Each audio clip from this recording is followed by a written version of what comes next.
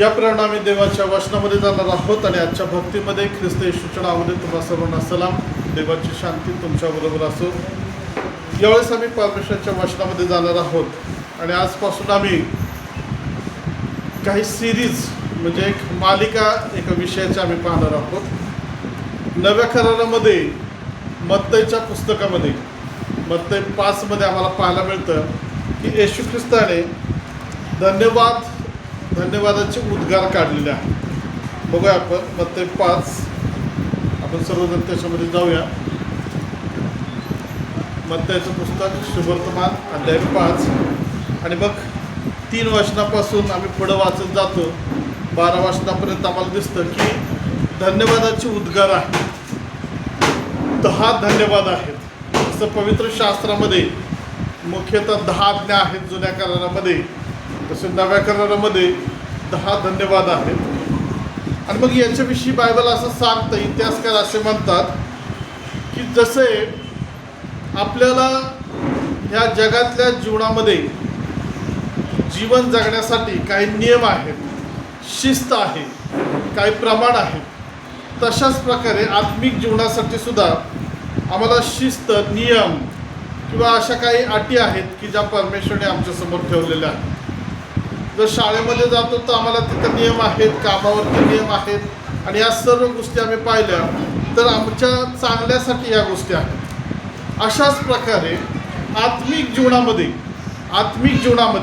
लक्षात घ्या, आत्मिक जीवनामध्ये आम्हाला आत्मिक नियम आहेत. जसं भारतासाठी भारताचे नियम आहेत, अमेरिकेसाठी अमेरिकेचे नियम आहेत, जपानमध्ये जपानचे नियम आहेत. तुम्हाला प्रश्न असा आहे की तुम्ही भारतात राहता, अमेरिकेचे नियम पाळता का? तुम्ही कुठले नियम पाळता? भारताचे.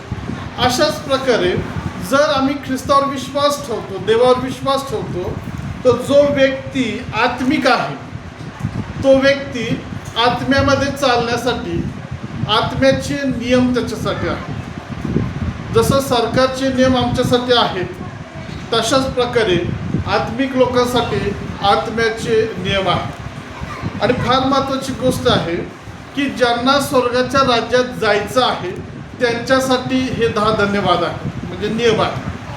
ज्यांना स्वर्गात जायचं नाही त्यांना याच्याकडे लक्ष देण्याची गरज नाही किंवा हे पाळण्याची गरज नाही, कारण ते नरकामध्ये जाणार आहे.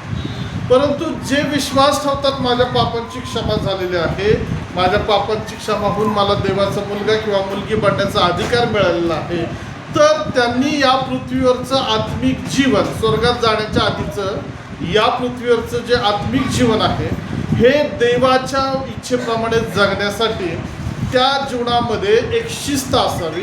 ते जीवन, आत्मिक जीवन नियमाप्रमाणे असावं, देवाच्या इच्छेप्रमाणे असावं, म्हणून आम्हाला आत्म्याचे नियम देण्यात आलेले आहेत. आणि मग येशू ख्रिस्तानं त्याची सेवेची ज्यावेळेस सुरुवात केली त्यावेळेस सुरुवात करत असतानाच पहिला जो उपदेश किंवा म्हणजे हे जे शिक्षण आहे हे आत्मिक गोष्टीविषयी त्यानं द्यायला सुरुवात केलेली आहे. ख्रिस्ती व्यक्ती नुसता बाप्तिस्मा घेतला, आम्ही प्रबोधन घेतलं, आम्ही दर रविवारी चर्चला येतो, परंतु नियमाप्रमाणे जर आम्ही चालत नसेल, आम्हाला आत्मिक नियम जर माहिती नसेल, तर आम्ही इकडं तिकडं भटकणारे, जसं ज्यांना रस्ता माहीत नाही, ज्यांना नियम माहीत नाही, आणि मग ते कसे पण जातात, कसे पण चालतात आणि मग त्यांचा नाश होतो, ॲक्सिडेंट होतो. अशा प्रकारचं मग आमचं आत्मिक जीवन होऊ शकतं की ज्या आत्मिक जीवनाला नियम किंवा शिस्त नाही. म्हणून देवाच्या प्रिय लोकांना आजपासून म्हणजे या रविवारी आज आम्ही काय करणार आहोत, पहिला नियम, पहिला धन्यवाद पाहणार आहोत. आणि जर देव पुढं चालवत असेल ते 10 जे धन्यवाद दिलेले आहेत ते प्रत्येक आठवड्याला आम्ही एक त्याच्यावरती शिक्षण घेण्याचा प्रयत्न करू. मग पहिला जो नियम आहे किंवा पहिला जो धन्यवाद आहे त्याच्याकडे आम्ही जाणार आहोत. यावेळेस आपण मत्तईचं शुभवर्तमान 5वा अध्याय आणि 3ऱ्या वचनामध्ये जाणार आहोत. 3ऱ्या वचनामध्ये पहिला धन्यवाद दिलेला आहे आणि तिथं असं म्हटलेलं आहे, जे आत्म्याने देईन ते धन्य. मिळालं का सर्वांना? काय म्हटलेलं आहे? जे आत्म्याने देईन ते धन्य, कारण स्वर्गाचे राज्य त्यांचे आहे. हालेलुया.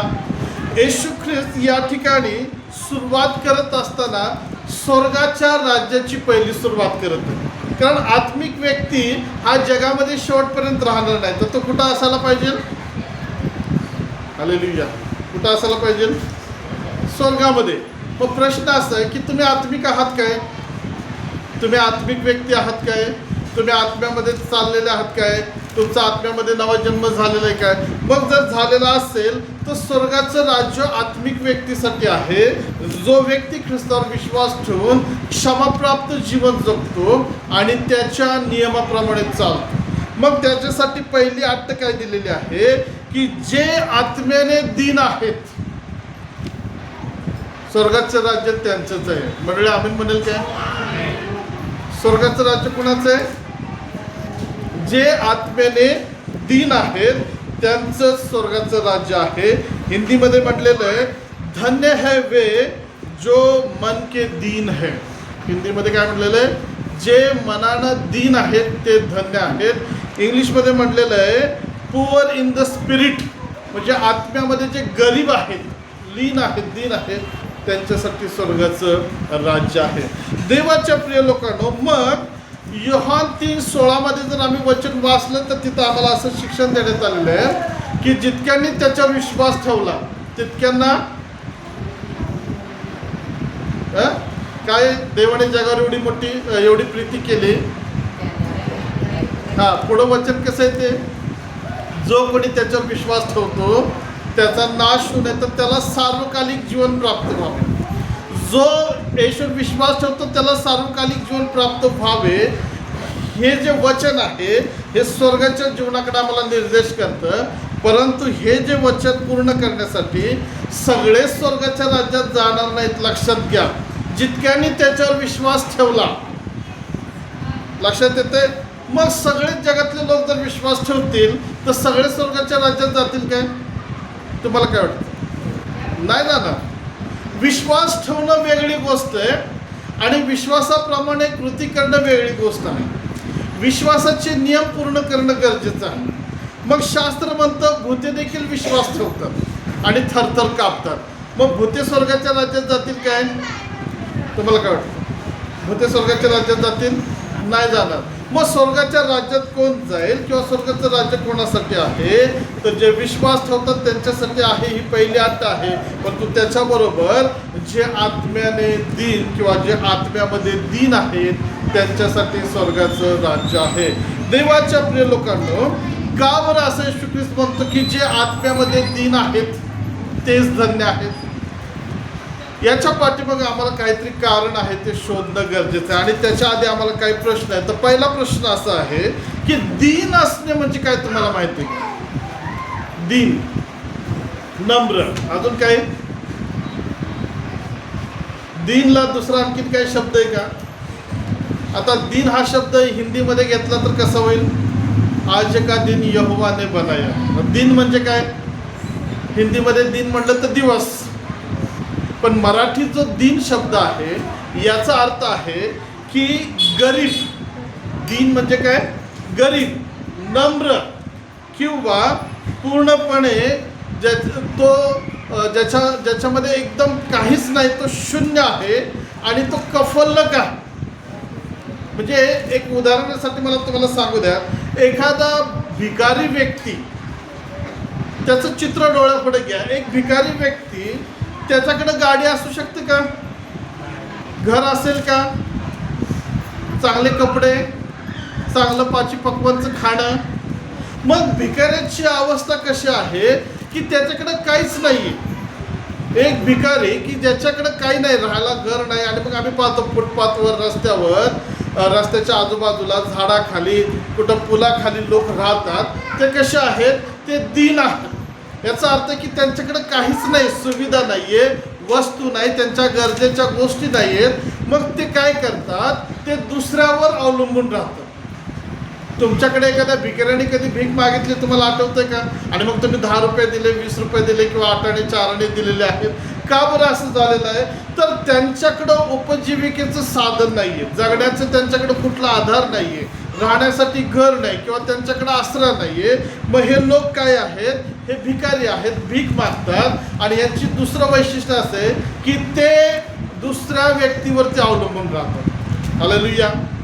जर कोणी त्यांना खायला दिलं, भीक मागताना खायला दिलं तर त्यांचं पोट भरतं. म्हणजेच तिराईत व्यक्तीवरती हे अवलंबून राहतात. मग कोणीतरी त्यांना कपडे देतं, कोणतरी जेवण देतं, कोणतरी पाण्याची बॉटल देतं, किंवा कोणीतरी 10-20 रुपये देतात, कोणीतरी त्यांना दया आली तर उचलून हॉस्पिटलमध्ये घेऊन जातात. आणि ह्या लोकांच्यावर आम्ही काय करतो, बघतो, लोक दया करतात, त्यांना मदत करतात. म्हणजे एक भिकाऱ्याचं जीवन कसं आहे, दुसऱ्यावर अवलंबून आहे, इतरांवरती अवलंबून आहे, स्वतःचं त्यांच्याकडे असं काहीच नाही. मग आम्ही कसं त्या लोकांविषयी काय म्हटलं जातं की जे दीन दुबळे आहेत त्यांच्यावरती दया करा. असा शब्द कधी ऐकलंय का? दीन दुबळ्यांना मदत करा, दीन दुबळ्यांना ते पावत्या पुस्तकं घेऊन येतात, बघितलं ना? अनाथ दीन दुबळ्याला त्या ह्याच्यामध्ये अनाथ आश्रममध्ये असताना मुलांना किंवा स्त्रिया पुरुषांना मदत गोळा करणारे काय सांगतात, ते प्रतिनिधी येतात पुढं, दीन दुबळ्यांना मदत करा, देव तुम्हाला आशीर्वाद देईल. मग हे दीन दुबळे म्हणजे कोण आहेत की ज्यांच्याकडं स्वतःचं मालकीचं काही नाही, ते दुसऱ्यावर अवलंबून आहेत. म्हणून मी ते भिकारी हा शब्द वापरलाय की एका भिकाऱ्याकडे काही नसतं, तो दुसऱ्यावर अवलंबून असतो. हा एक अर्थ आहे. आणि दुसरा अर्थ आहे की ज्याच्याकडं काहीच नाही आणि ते फार लीन आहेत, नम्र आहेत आणि गर्विष्ठपणाचा कुठलाही अंश त्यांच्यामध्ये नाही. प्रौढी मिरवणे, मीपणा दाखवणे हे ज्या व्यक्तीकडे नाही त्या व्यक्तीला दीन असं म्हटलेलं आहे. म्हणजेच प्रियानो, आत्मिक जीवनामध्ये जर शारीरिक जीवनामध्ये एखादा व्यक्ती दीन आणि लीन, नम्र किंवा भिकारी असू शकतो, तर आत्मिक जीवनामध्ये स्वर्गाचं राज्य हे त्या लोकांसाठी आहे जे दीन, लीन किंवा नम्र आहेत आणि ज्यांच्याकडं स्वतःचं काहीच नाही. हालेलुया. दुसरी बाजू अशी आहे की दीन कोण आहेत, तर जे आत्म्यामध्ये देवावर अवलंबून आहेत. लक्षात येतं तुमच्या? जे लोक आत्म्यामध्ये जे चालतात, म्हणतात आम्ही आत्मिक आहोत, परंतु त्यांची बायबल साक्ष काय देतं की ते देवावर अवलंबून आहेत. त्यांना पवित्र शास्त्र दीन असं म्हणतं. आणि जे देवावर अवलंबून आहेत, देवाकडून मागतात, देवाकडून मागून प्राप्त करून घेतात, देवाच्या इच्छेप्रमाणे चालतात, शास्त्र म्हणतं स्वर्गाचं राज्य त्याच लोकांचं. देवाच्या प्रिय लोकांना लक्षात घ्या, येशू ख्रिस्तानं का असं सांगितलं? कारण येशू ख्रिस्ताच्या त्या काळामध्ये जरी धार्मिक काही लोक चांगले होते, प्रार्थना करणारे होते, ते शारीरिक गोष्टीमध्ये चांगले धन संपन्न होते, म्हणत होते आम्ही विश्वासधारी आहोत, आमचा बाप्तिस्मा झालेला आहे, परंतु आत्मिक जीवनामध्ये ते दीन नव्हते. मग ते कसे होते? आत्मिक जीवनामध्ये ते गर्विष्ठ होते, आत्मिक जीवनामध्ये ते घमेंडी होते, आत्मिक जीवनामध्ये ते फुशारकी मारणारे होते, आत्मिक जीवनामध्ये ते वेगवेगळ्या प्रकारची दुसऱ्याची निंदा, नालस्ती करणार होते. ते आत्मिक आहेत, त्यांना देव माहिती आहे, त्यांचं तारण झालेलं आहे, बाप्तिस्मा झाला आहे, विश्वास तरी आहेत, परंतु ते कसे आहेत? गर्विष्ठ आहेत. मग याच्यासाठी मला तुम्हाला सांगू द्या की गर्विष्ठपणाचं पवित्र शास्त्रामध्ये एक सुंदर उदाहरण येशू ख्रिस्ताने दिलेलं आहे. तुम्हाला माहिती आहे का? शास्त्रामध्ये असं म्हटलेलं आहे, येशू ख्रिस्त म्हणतो की 2 लोक मंदिरामध्ये प्रार्थना करायसाठी गेले. एक कोण होता? एक श्रीमंत मनुष्य होता आणि दुसरा एक पापी होता. श्रीमंत मनुष्य प्रार्थना काय करतो? हे देवा, मी तुझे आभार मानतो, मी आठवड्यातनं 2दा उपवास करतो, मी बडीशोप, जिरे आणि जे काही माझं उत्पन्न आहे त्याचं मी दशमांश देतो. ही त्याची प्रार्थना चालू असताना एक पापी जकातदार किंवा एक पापी व्यक्ती तिथं येतो. त्यावेळेस तो काय म्हणतो? प्रभू, मी याच्यासारखा नाही म्हणून मी तुझे आभार मानतो. लक्षात येते तुमच्या? ही जी त्याची प्रार्थना आहे, या प्रार्थनेतून आम्हाला त्याची वृत्ती दिसते, त्याचा स्वभाव दिसतो, त्याचा आत्मिकपणा आम्हाला दिसतो. तो देवाच्या वचनाप्रमाणे चालतोय, तो चुकीचं काय करत नाही. उलट त्याची साक्ष आम्हाला काय सांगते? म्हणजे तो काय बोलतो? मी आठवड्यातून 2दा उपवास करतो. मग उपवास करणं वाईट आहे का? तुम्हाला काय वाटतं? उपवास करणं वाईट आहे? तो म्हणतो मी दशमांश देतो. मोशेचं नियमशास्त्र त्याला माहिती आहे, त्याप्रमाणे तो दशमांश देखील देतो. म्हणजे धार्मिक व्यक्तीचं जे गुण असायला पाहिजे, हे गुण त्याच्यामध्ये आहेत, परंतु त्याच्याबरोबर त्याच्या आत्मिक जीवनामध्ये गर्विष्ठपणा देखील आहे. मग बायबल म्हणतं की गर्विष्ठांना देवाच्या राज्यात प्रवेश नाही, जरी त्याचा बाप्तिस्मा झालेला असेल किंवा जरी तो धार्मिक व्यक्ती असेल. मग देव इथं आम्हाला स्पष्ट करतो, म्हणजे वचन आम्हाला स्पष्ट करते की कोण स्वर्गाच्या राज्यात जाईल? जरी तारण झालेला आहे, बाप्तिस्मा घेतलेला आहे, परंतु जर आत्मिक जीवनात किंवा आत्म्यामध्ये तो व्यक्ती दीन नसेल तर तो स्वर्गाच्या राज्यामध्ये जाणार नाही. म्हणून देवाच्या प्रिय लोकांनो, लक्षात घ्या की येशू ख्रिस्त पहिली सुरुवात काय करत आहे की आमचं आत्मिक जीवन किंवा आम्ही देवाच्या समोर आत्मिकतेमध्ये दीन असायला पाहिजे. म्हणजे आम्ही कसं असायला पाहिजे, दीन असायला पाहिजे म्हणजे आम्ही कसं असायला पाहिजे, तुम्हाला काय वाटतं? हालेलुया. तुम्हाला काय वाटतं? म्हणजेच आम्ही आत्मिक जीवनामध्ये देवावर अवलंबून असायला पाहिजे. आम्ही असं म्हणू शकत नाही की माझ्याकडे आत्मिक जीवनामध्ये सगळं आहे, मला काय प्रार्थनेची गरज नाही, मला बायबल वाचायची गरज नाही, मला सगळं माहिती आहे, किंवा मला चर्चला जायची गरज नाही, किंवा मला सुवार्थ सांगायची गरज नाही. प्रियांनो, आत्मिक जीवनामध्ये आत्म्याचं कार्य, आत्मिक आशीर्वाद हे सगळे देवापासून आहेत. आमच्या बुद्धिमत्तेवर किंवा आमच्या विश्वासावर त्या गोष्टी अवलंबून नाहीत, देवावर अवलंबून आहेत.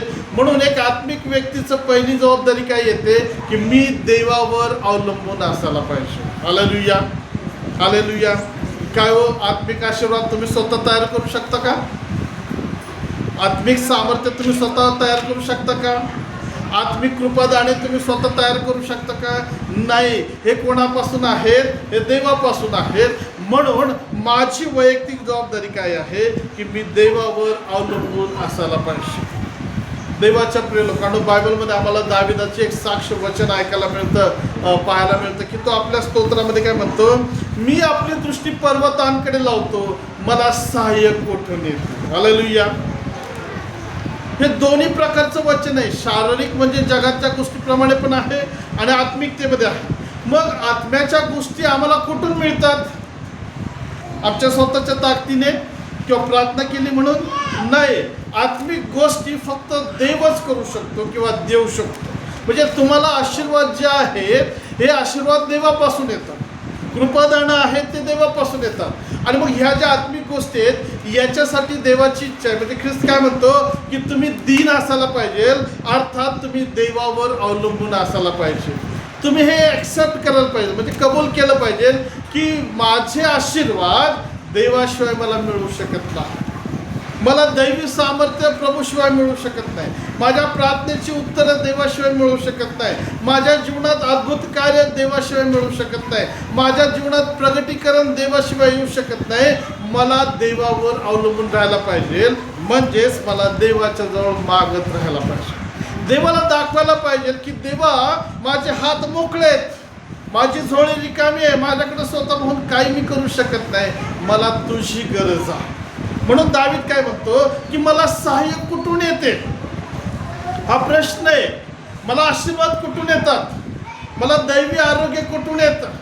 माझ्या प्रार्थनेद्वारे चमत्कार कुठून येतात? आकाश व पृथ्वी यांचा जो निर्माण करता आहे त्याच्यापासून मला येतात. म्हणजेच तो कबूल करतो की प्रभू, जरी मी राजा असलो तरी दैवी आशीर्वाद मी स्वतः निर्माण करू शकत नाही. जरी मी राजा असलो तर अद्भुत कृत्य मी नाही करू शकत, केवळ तू आहे आणि तुझ्याशिवाय ते होऊ शकत नाही. म्हणून दुसरी बाजू मला सांगू द्यात प्रियानो की आत्म्यामध्ये दीन असणे याची दुसरी बाजू असे की आत्म्यामध्ये आमच्यामध्ये गर्विष्ठपणा नसतो.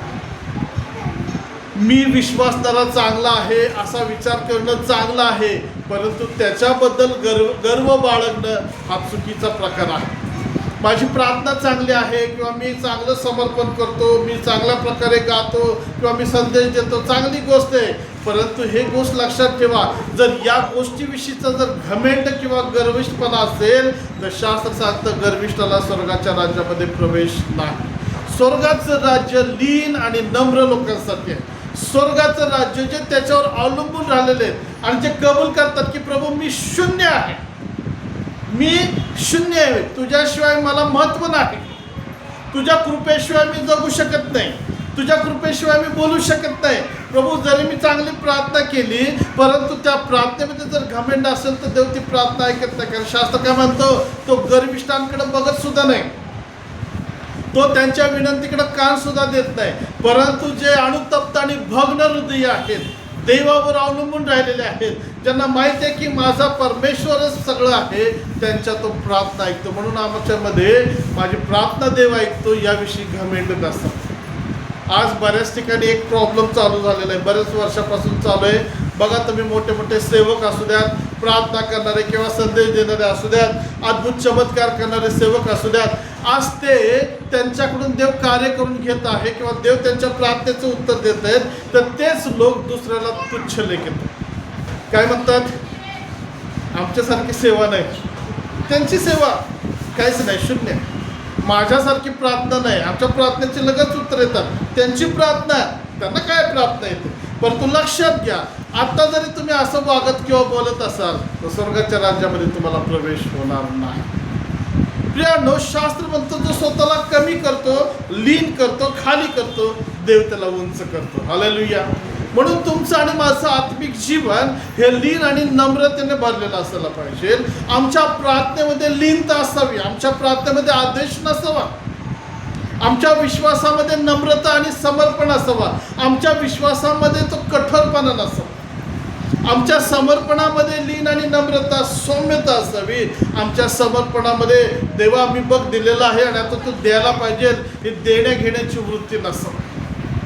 देवाच्या प्रिय लोकांनो, परमेश्वर आमच्याकडनं अपेक्षा करतो. म्हणूनच येशू ख्रिस्त त्याच्या सेवेची सुरुवात करत असताना तो या ठिकाणी दाखवतो की स्वर्गाचं राज्य जरी सगळ्यांसाठी असलं तरी स्वर्गाच्या राज्यामध्ये सगळे जाणार नाहीत. जे लीन आणि नम्र आहेत ते स्वर्गाच्या राज्यामध्ये जातील. दुसरं एक उदाहरण आम्हाला पाहायला मिळतं. आणि मग येशू ख्रिस्ताला वधस्तंभावर दिलेले असताना 2 चोर त्याच्या बाजूला आहेत. माहिती आहे का तुम्हाला? 2 चोरांना खिळे ठोकून उभं केलं होतं. आणि मग त्यातला एक चोर काय म्हणतो? खरंच तू लय चमत्कार केलेस काय? तू देवाचा पुत्र आहेस काय? आणि तुझ्याविषयी मी लय ऐकलेलं आहे, मग तू स्वतःला पण वाचव आणि आम्हाला पण वाचव ना. तुम्हाला काय वाटतं? ही प्रार्थना विनंती येशूनं ऐकली असेल का त्याची? ठीक आहे, तू विनंती केलीस ना, मग चल मी स्वतःला पण वाचवतो आणि तुला पण वाचवतो, असं केलं का येशूनं? नाही. पण तो दुसरा जो चोर होता तो काय म्हणतो? तो म्हणतो प्रभू तुला स्वतःला वाचव आणि मला पण वाचव. नाही, या ठिकाणी आम्हाला दिसतं की त्याची एक प्रार्थना आहे, एक लहानशी साधी प्रार्थना. तो काय म्हणतो? हे प्रभू किंवा हे येशू, हे गुरुजी, हे महाराज, ज्यावेळेस तुझ्या राजवैभवाने तू येशील त्यावेळेस माझी आठवण ठेव. हालेलुया. माझी आठवण ठेव. एक लीनता आणि नम्रता दिसते या प्रार्थनेमध्ये. ही एक आत्मिक प्रार्थना आहे. हे देवाबरोबरचे एक नातेसंबंध दर्शवतात. तो म्हणतो तू येशील त्यावेळेस माझी आठवण ठेव. म्हणजे मला तुम्हाला दाखवायचं आहे की तो चोर आहे, पापी आहे, परंतु त्याच्यामध्ये एक पश्चातापाची वृत्ती, लीन आणि नम्रतेची वृत्ती आहे. आणि त्याच्यामध्ये देवाच्या समोर स्वतःला कमी त्यानं केलेलं आहे. येशूला त्यानं राजा, देव म्हणून, स्वर्गाचा प्रतिनिधी म्हणून, स्वर्गाचा मालक म्हणून त्यानं ओळखलेलं आहे. परंतु त्याच्याबरोबर बोलताना त्याची वृत्ती कशी आहे? एकदम लीन आणि नम्र आहे. शास्त्र म्हणतं परमेश्वर गर्विष्ठांचा विरोध करतो पण नम्र जनांच्या सानिध्यामध्ये असतो. Hallelujah, hallelujah. प्रियानो, तुम्ही जगातल्या शारीरिक जीवनामध्ये फार लीन आणि नम्र होऊन बोलत असाल, चालत असाल, पण तो आत्मिक नम्रता जर नसेल तर देव तुमच्याबरोबर राहू शकत नाही. कारण देव गर्विष्ठांबरोबर कधीही सहभागिता ठेवत नाही. लक्षात घ्या, आत्मिक जीवनामध्ये गर्विष्ठपणा देवाला नको आहे. आणि मग त्याची ती लीन प्रार्थना, नम्र वृत्ती, आत्मिक नम्रता बघून येशू ख्रिस्त काय म्हटला? आज तू माझ्याबरोबर सुख लोकांमध्ये असशील. Hallelujah, hallelujah. देवाच्या प्रिय लोकांनो, एक मोठं अभिवचन, प्रॉमिस काय येशू करतो? तू माझ्याबरोबर सुख लोकात असशील. स्वर्गाच्या जाण्याच्या आधीचं एक स्टेशन आहे सुखलोक, जिथं अब्राम आहे, जिथं विश्वासणारे गेलेले आहेत. आणि मग त्या सुख लोकांमध्ये तो म्हणतो आज माझ्याबरोबर तू असशील. कारण का? तर तिथं लीनता आणि नम्रता त्याला दिसत आहे. परंतु त्या दुसऱ्या चोराला तो काय बोललाच नाही. त्यानं त्याच्या प्रार्थनेकडे बघितलं सुद्धा नाही, कान सुद्धा दिले नाही किंवा त्याला प्रत्युत्तर सुद्धा दिलं नाही, त्याला सोडून दिलं. देवाच्या प्रिय लोकांनो, तुमच्या आणि माझ्या जीवनामध्ये जरी शारीरिकपणे आम्ही जगातल्या जीवनात लीन आणि नम्रता दाखवत असलो, नम्रता दाखवत असलो, परंतु आत्मिक जीवनामध्ये देव आमचं अंतःकरण पाहतो, देव आमचे शब्द पाहतो, देव आमचे विचार पाहतो, देव आमचे देवाबरोबरचे नातेसंबंध पाहतो. ते जर शुद्ध, ते जर लीन आणि नम्र नसतील तर स्वर्गाचं राज्य त्या लोकांसाठी नाही. मग आता प्रश्न पडतो, मी काय केलं पाहिजे स्वर्गाच्या राज्यामध्ये जाण्यासाठी? मग पहिली गोष्ट आहे, की जर मला स्वर्गाच्या राज्यात जायचं असेल तर मला चेक करायचंय, स्वतःचं परीक्षण करायचंय, रोज माझं आत्मपरीक्षण करायचंय की मी आत्मिक जीवनामध्ये कुठं गर्विष्ठपणाच्या गोष्टीमध्ये अडकलेलं आहे का. उदाहरणार्थ बघा, एरियोच्या गावामधून जात असताना एक बुटका व्यक्ती प्रयत्न करत होता येशू ख्रिस्ताला पाहायला. काय नाव होतं त्याचं? जक्कय, बरोबर आहे का? जक्कय का तिमोथी? मधले जरा कन्फ्यूज झाले थोडं. काय नाव होतं त्याचं? बरोबर आहे ना, जक्कय. आणि मग येशू त्या वाटेवरून जात असताना गर्दी होती आणि त्यानं पाहिलं की एक लहान बुटका मनुष्य उंबराच्या झाडावर चढलेला आहे. जक्कय त्याचं नाव. येशू तिथं जवळ गेला आणि म्हणतो, जक्कया खाली उतर, त्वरा कर, म्हणजे फास्ट ये, लवकर ये, मला तुझ्या घरात जायचं आहे. प्रियानो, उंबराचं झाड हे गर्विष्ठपणाचं प्रतीक आहे आणि जक्कय त्या गर्विष्ठपणावर चढून बसलेला आहे. देवाला गर्विष्ठपणामध्ये चालणारे, गर्विष्ठाच्या हातात हात घालणारे, गर्वाशी मैत्री केलेले लोक नको आहेत. तो काय म्हणतो? तो खाली उतर, म्हणजे काय कर? स्वतःला लीन कर, दैवाच्या समोर नम्र हो. तुझं आत्मिक जीवन गर्विष्ठपणामध्ये वर असणारा नसावं. तू आत्म्यामध्ये चालणार आहेस तर तू खाली यायला पाहिजे. तू काय व्हायला पाहिजे? लीन व्हायला पाहिजे. तू स्वतःला देवाच्या समोर शून्य केलं पाहिजे. तू स्वतःला देवाच्या समोर झिरो केलं पाहिजे. बरेच लोक म्हणतात, म्हणजे विश्वासणारे असं म्हणतात, मी माझ्या शक्तीनं केलेलं आहे, मी माझ्या कष्टानं उभं केलं आहे. अरे देव कष्ट करायला शक्ती देतो म्हणून तर तुम्ही आणि मी करू शकतो. तुमच्या प्रार्थना, बायबल सांगता आमच्या प्रार्थना कशा आहेत? आमची धार्मिकता कशी आहे? मळक्यात चिंधीसारखी, खाणेरड्या चिंधीसारखी आहे. मग आम्ही फुशारकी का मारावी की देव माझ्या प्रार्थनेचं उत्तर देतो, दुसऱ्याचं उत्तर देत नाही? हालेलुया. शास्त्र काय म्हणतं? आमची धार्मिकता कशी आहे? घाणेरड्या चिंधीसारखी आहे. घाणेरडी चिंधीमध्ये, म्हणजे ती जर तुम्हाला अनुभवायची असेल तर गॅस कट्टा, किचन कट्टा तुम्ही पुसता का कधी एखाद्या फडक्याने? कोण कोण पुसतं जरा सांगा बरं. सगळेच पुसता ना? बहिणी सगळ्याच पुसतात. अरे वा, छान. आता तुम्ही प्रॅक्टिकल करायचं. आज एक प्रत्यक्षित करायचं. तुम्हाला तुमची धार्मिकता समजण्यासाठी काय करायचं? आज घरी गेल्यानंतर किचन कट्टा पुसायचा. जेवण झाल्यानंतर पुसायचं त्या कपड्याने, त्याला ते पाणी टाकून पुसायचं. कपडा धुवायचं नाही आणि त्या कपड्याचा वास घ्यायचा. कसा येईल वास? कधी वास घेतला की नाही? आनंद वाटेल तुम्हाला. कसा चेहरा होतोय तुमचा? लक्षात घ्या, आम्ही जे म्हणतो ना आम्ही धार्मिक आहे, मोठेपणा करतो, त्या कपड्याच्या वासासारखं बायबल म्हणतात तुमची आणि माझी धार्मिकता आहे. आमच्या धार्मिकतेकडे बघून कदाचित देव असंच करत असला, अरे किती घाण वास येतो. कशाचा? आमच्या धार्मिकतेचा. कशाचा वास? आमच्या त्या प्रार्थनेचा. कशाचा वास? तर आम्ही म्हणतो ना लय मी समर्पित आहे, त्या समर्पणाचा. कशाचा वास? त्या दान दशमांशचा.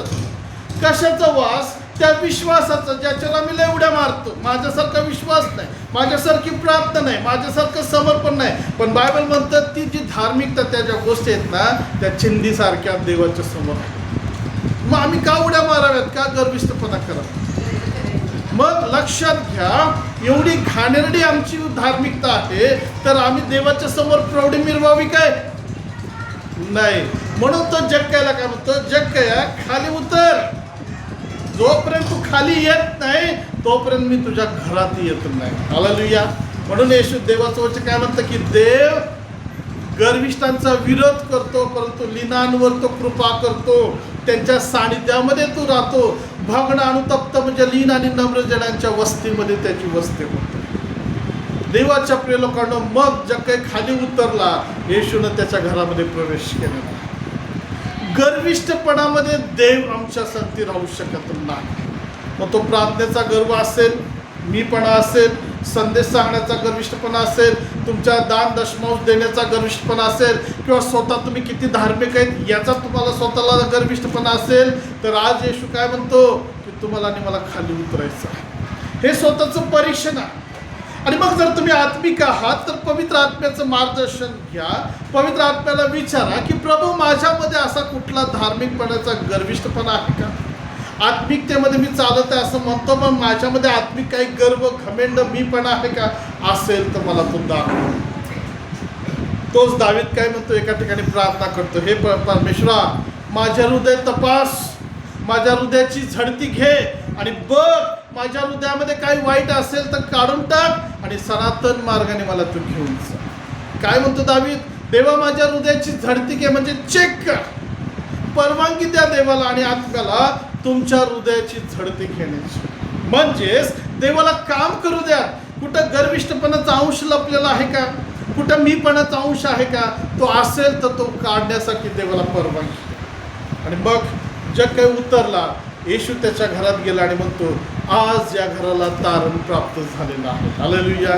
नम्रतेशिवाय आशीर्वाद येत नाही, नम्रतेशिवाय सामर्थ्य येत नाही, नम्रतेशिवाय देवाचा आत्मा आमच्यामध्ये कार्य करू शकत नाही. म्हणून जर तुम्हाला देवाचं स्वर्गाचं राज्य पाहिजे असेल तर तुम्ही देवावर अवलंबून राहायला पाहिजे. तिसरी आणि शेवटची महत्त्वाची गोष्ट शेवटच्या टप्प्यामध्ये येतो. मग आम्ही आज कोणावर अवलंबून आहोत? पैशावर, स्वतःच्या बुद्धीवर, स्वतःच्या ताकदीवर, मी केलं, घरावर, घरातल्या लोकांवर, नवऱ्यावर, बायकोवर, कशावर आम्ही अवलंबून असावं? तर प्रियांनो, तिसरा शेवटचा मुद्दा आहे, आम्ही देवावर अवलंबून असावं. आम्ही देवाच्या वचनावर अवलंबून असावं. आम्ही पवित्र आत्म्यावर अवलंबून असावं. म्हणजे जोपर्यंत पवित्र आत्मा किंवा देव आम्हाला सांगत नाही, मार्गदर्शन करत नाही, तोपर्यंत आम्ही कुठल्याही गोष्टी स्वतःच्या इच्छेने करू नये. म्हणजे तुमचं आत्मिक जीवन हे देवाच्या आदेशानुसार चालणारं, देवावर अवलंबून असणारं असं.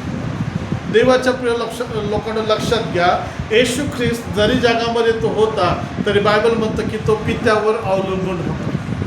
तो पित्याला विचारल्याशिवाय, देवासाठी बोलल्याशिवाय कुठलंही काम करत नव्हता किंवा कुठलाही निर्णय तो करत नव्हता. तो देवाशी, आपल्या पित्याशी बोलायचा.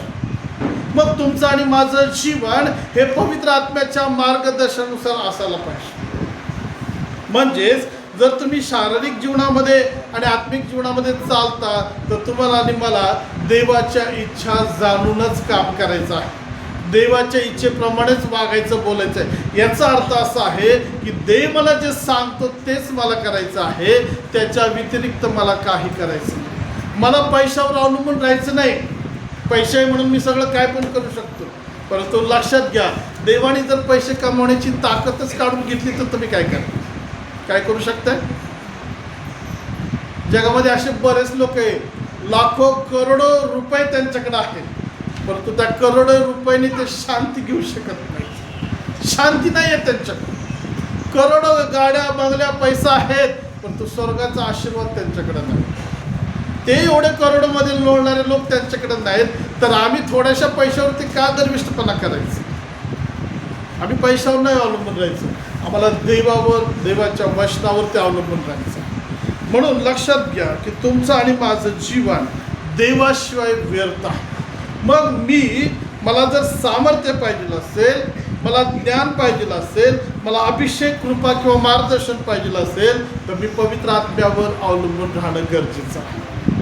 बघा, पवित्र शास्त्र सांगतं, ज्यावेळेस येशू ख्रिस्ताचं स्वर्गारोहण झालं त्यावेळेस हे सगळे एका खोलीमध्ये थांबले होते. येशू ख्रिस्ताने त्यांना सांगितलं होतं, यरूशलेम सोडून जाऊ नका.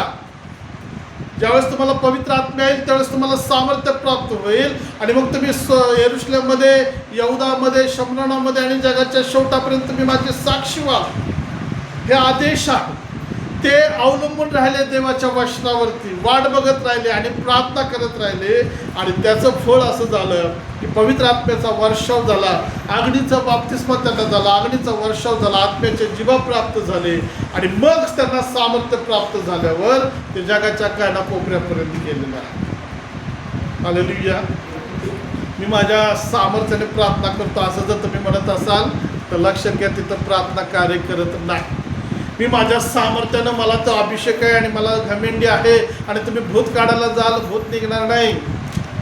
देवावर अवलंबून राहिल्याशिवाय, पवित्र आत्म्याच्या मार्गदर्शनावर अवलंबून राहिल्याशिवाय आम्ही काहीही करू शकत नाही. शेवटचं उदाहरण घेतो आणि प्रार्थना करतो. मग प्रेषितांच्या कृत्यामध्ये आम्ही वाचतो की पौल आणि स्त्रीला पेत्र हे जे सेवा करत होते, देव या सेवकांकडून वेगवेगळे चमत्कार करून घेत होता. कशामुळे माहिती आहे का? त्यांच्यामध्ये असणारी आत्मिकता, लीनता आणि नम्रता. एक ठिकाणी असं झाले की काही लोक एक भूतग्रस्ताकडे गेले आणि त्याला भूत काढायला लागले. ते भूताला आदेश द्यायला लागले, भूताला काढायचा प्रयत्न केला. तुम्हाला माहिती आहे का ते भूत निघालं का हो? नाही निघालं.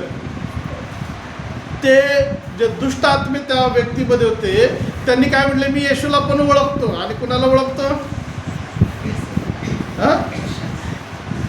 मी येशूला ओळखतो, मी पेत्राला ओळखतो, मी पौलाला ओळखतो, मी त्या पवित्र आत्म्याने भरलेल्या लोकांना ओळखतो. ते दुष्ट आत्मा बोलत आहे. तुम्ही कोण? दुष्ट आत्मे त्यांना म्हणतात, मी येशूला ओळखतो, पेत्राला, पौलाला ओळखतो, तुम्ही कोण? प्रियांनो, शास्त्र म्हणतं त्या भूताने, त्या दुष्ट आत्म्याने त्यांच्यावरती झडप मारली, उडी मारली. आणि शास्त्र म्हणतं ते उघडे नागडे होऊन वस्त्र फाटले त्यांचे आणि ते पळत सुटलेले. का बरं असं झालं? ते स्वतःच्या ताकदीने दुष्टात्म्यांना आदेश द्यायला गेले. स्वतःच्या गर्विष्ठपणाने येशूला न बरोबर घेता, पवित्र आत्म्याचं मार्गदर्शन न घेता ते पुढे गेले आणि त्यांच्यावरतीच अटॅक झालेला. परंतु जो देवावर अवलंबून राहतो तो देवाची वाट पाहतो. जो देवावर अवलंबून राहतो तो देवाच्या इच्छेप्रमाणे चालतो. जो आत्मिक जीवनामध्ये देवाकडूनच प्राप्त होईल या भरोशावर तो चालतो. म्हणजे भिकाऱ्यासारखं किंवा त्या दरिद्री व्यक्तीसारखं की मला देवाकडूनच पाहिजे, देवाशिवाय मला मिळू शकत नाही. तो सतत देवाकडे मागत राहतो, म्हणजे देवावर अवलंबून राहतो. देवाच्या प्रिय लोकांना ज्यावेळेस कठीण प्रसंग, परीक्षा येतात त्यावेळेस आम्ही मनुष्यावर किंवा पैशावर किंवा स्वतःच्या ज्ञानावर अवलंबून न राहता आम्ही जर देवावर अवलंबून राहतो आणि प्रार्थना करतो तर तुमच्या अवलंबून राहण्यामुळे तुमच्या प्रार्थनेची उत्तरे येतात. हालेलुया. येशूला सांगती न घेता जर तुम्ही जीवन जगत असाल तर शैतान तुमच्यावरतीच अटॅक करतो. तो तुम्हाला घाबरू शकत नाही किंवा तुम्हाला सोडून पळून जाणार नाही. तुम्हाला पळून जायची वेळ येईल. परंतु ज्यावेळेस आम्ही येशूला घेऊन चालतो, वचनाला घेऊन चालतो, देवावर अवलंबून आम्ही मागतो किंवा राहतो, त्यावेळेस देव आमच्यासाठी काम करतो. Hallelujah, hallelujah. देवाच्या प्रिय लोकांना लक्षात घ्या, आत्म्यामध्ये दीन असणे म्हणजे लीन आणि नम्रता जशी शारीरिक जीवनामध्ये गरजेची आहे तशी आत्मिक जीवनामध्ये सुद्धा असणं गरजेचं आहे. देवावर स्वतःला सोपवा. तुमच्या गरजा, तुमच्या आत्मिक शारीरिक गरजा जे काय असेल ते देवाकडे सोपवा आणि देवाची वाट पहा, प्रतीक्षा पहा की देव आमच्यासाठी काम करणार आहे. मी माझ्या बुद्धीनं आणि सामर्थ्याने जर करून पाहत असेल तर मी अडचणीत येण्याची शक्यता आहे. तुम्हाला माहिती आहे का, मोशे इस्रायल लोकांना सोडवण्यासाठी स्वतः प्रयत्न केला आणि काय झालं? मोशेने काय पाहिलं की एक मिस्री व्यक्ती यहुदी व्यक्तीला मारत आहे आणि जाऊन त्याने काय केलं, त्या मिस्राला मारलं, तो ठार झाला. शेवटी असं झालं की मोशेला पळून जायची वेळ आली. मोशेला असं वाटलं की मी माझ्या लोकांना मुक्त करीन.